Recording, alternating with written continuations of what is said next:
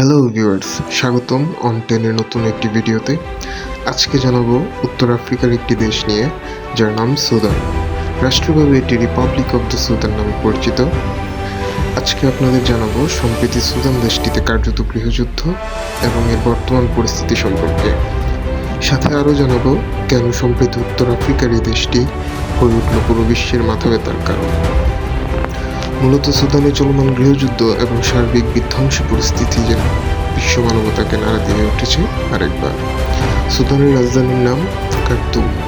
এর উত্তরে রয়েছে মিশর, উত্তর পূর্বে লোহিত সাগর, পূর্বে ইরিত্রিয়া ও ইথিওপিয়া, দক্ষিণে রয়েছে দক্ষিণ সুদান এবং পশ্চিমে রয়েছে চাদ ও লিবিয়া, এই দুটি রাষ্ট্র।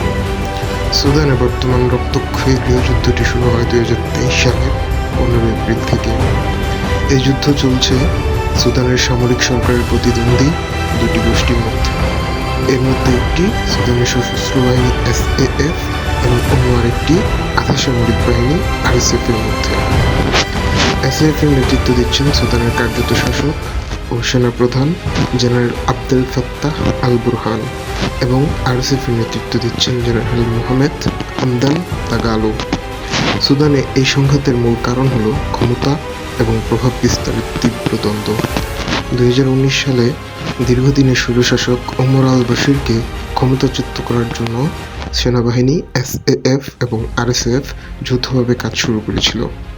এরপর থেকেই এই দুই জেনারেল বুরহান ও দাগালো একটি অন্তর্বর্তীকালীন সামরিক কাউন্সিলের মাধ্যমে দেশ শাসন করছিলেন।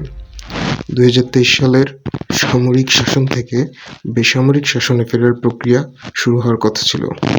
এই প্রক্রিয়ার মূল শর্ত ছিল RSF-কে সেনাবাহিনী SAF এর সাথে একীভূত করতে হবে। এই একীভূতকরণ কখন এবং কিভাবে হবে, এই সিদ্ধান্ত নিয়েই মূলত দুই বাহিনীর প্রধানের মধ্যে তীব্র বিরোধ দেখা দেয়।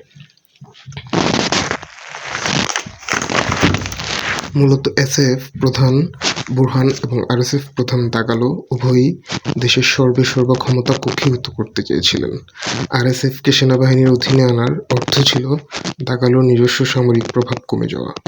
ক্ষমতা হারানোর আশঙ্কায় এই দ্বন্দ্ব চূড়ান্ত সংঘর্ষের রূপ নেয়। তবে সুদানে বর্তমানে গৃহযুদ্ধের কারণে একটি অস্থিতিশীল সরকার কাঠামো বিদ্যমান।